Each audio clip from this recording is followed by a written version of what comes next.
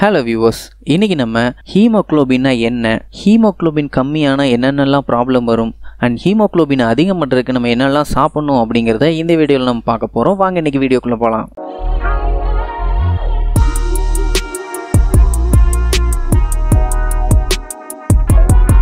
ஹீமோகுளோபின்னா என்னன்னா உங்க இரத்த சிவப்பணுக்கள்ல இருக்கிற புரதம், அதாவது புரோட்டீன், அதுதான் ஹீமோகுளோபின். ஹீமோகுளோபினோட வேலை என்னன்னா நம்ம உடம்புல இருக்க உறுப்புகளுக்கும் திசுக்களுக்கும் ஆக்சிஜனை கொண்டு போய் சேர்க்கறதும் திருப்பி கார்பன் டை ஆக்சைடை நம்ம லங்ஸ், அதாவது நுரையீரலுக்கு கொண்டு வந்து சேர்க்கறதுக்கும் உதவியா இருக்குது. ஹீமோகுளோபின் லெவல் கை குழந்தைகளுக்கு பார்த்தீங்கன்னா 11 இருந்து 18 கிராம் பெர் டெசிலிட்டர் இருக்கணும். குழந்தைகளுக்கு பார்த்தீங்கன்னா 11.5 இருந்து 16.5 கிராம் பெர் டெசிலிட்டர் இருக்கணும்.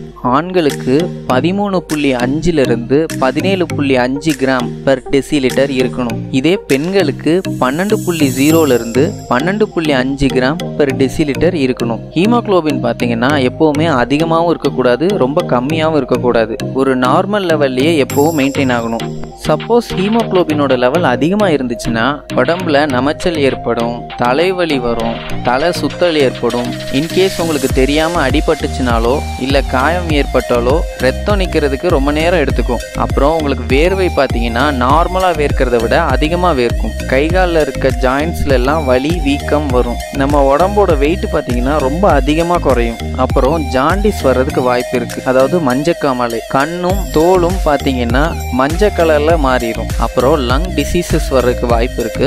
அது மட்டும் இல்லாம ஹார்ட் ஸ்ட்ரோக்ஸ் இல்ல ஹார்ட் சம்பந்தமான டிசீஸ் வர்றதுக்கும் வாய்ப்பு இருக்கு.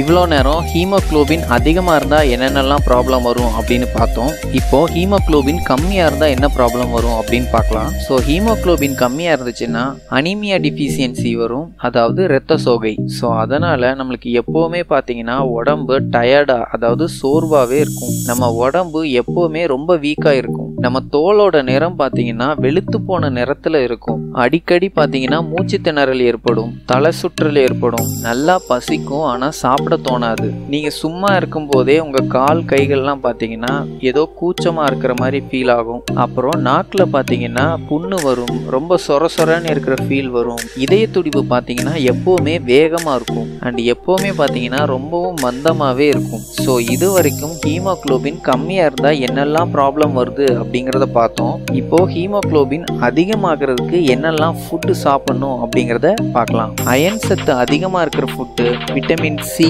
ஃபோலிக் ஆசிட் சத்து அதிகமா இருக்கிற ஃபுட்டு சாப்பிட்டீங்கன்னா ஹீமோகுளோபின் அதிகம் பண்ண முடியும். உதாரணத்துக்கு டெய்லி ஒரு ஆப்பிள் சாப்பிடலாம், மாதுளம் பழம் சாப்பிடலாம், பூசணிக்காவோட விதைகள், பீன்ஸ் சாப்பிடலாம். அப்புறம் வால்நட் சாப்பிட்டீங்கன்னா ரொம்பவே நல்லது. வாழைப்பழம், பேரிச்சம்பழம், பீட்ரூட், நிலக்கடலை, தர்பூசணி பழம், அப்புறம் நான்வெஜ் சாப்பிடலாம். பச்சை காய்கறிகள் சாப்பிட்டா ரொம்பவே நல்லது. உதாரணத்துக்கு கீரை வகைகள் சொல்லலாம். ஆரஞ்சு பழம் சாப்பிடலாம், வேக வச்ச உருளைக்கிழங்க சாப்பிடலாம், பாதாம், முந்திரி, பிஸ்தா இதெல்லாம் சாப்பிடலாம். சரி, இப்போ ஹீமோகுளோபின் கம்மியா இருந்தா இதெல்லாம் சாப்பிடக்கூடாது அப்படின்னு பார்த்தோம்னா டீ, காஃபி குடிக்கவே கூடாது. அப்புறம் பால் சம்பந்தமான எந்த பொருளுமே நம்ம சாப்பிடக்கூடாது. திராட்சை பழம் சாப்பிடக்கூடாது, சோளம் சாப்பிடக்கூடாது, அப்புறம் பாஸ்தா சாப்பிடக்கூடாது, கோதுமை சாப்பிடக்கூடாது, ஓட்ஸ் சாப்பிடக்கூடாது.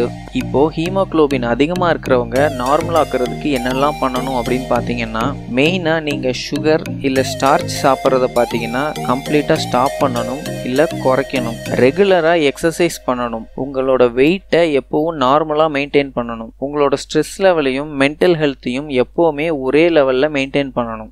இந்த வீடியோ பார்த்ததுக்கு ரொம்ப நன்றி. இந்த மாதிரி உங்களுக்கு இன்னும் நிறைய இன்ஃபர்மேஷன் தெரிஞ்சுக்கணும் அப்படின்னா நீங்கள் கமெண்ட்டில் லீவ் பண்ணுங்கள். Until then, get shine from DIYs and natural tips.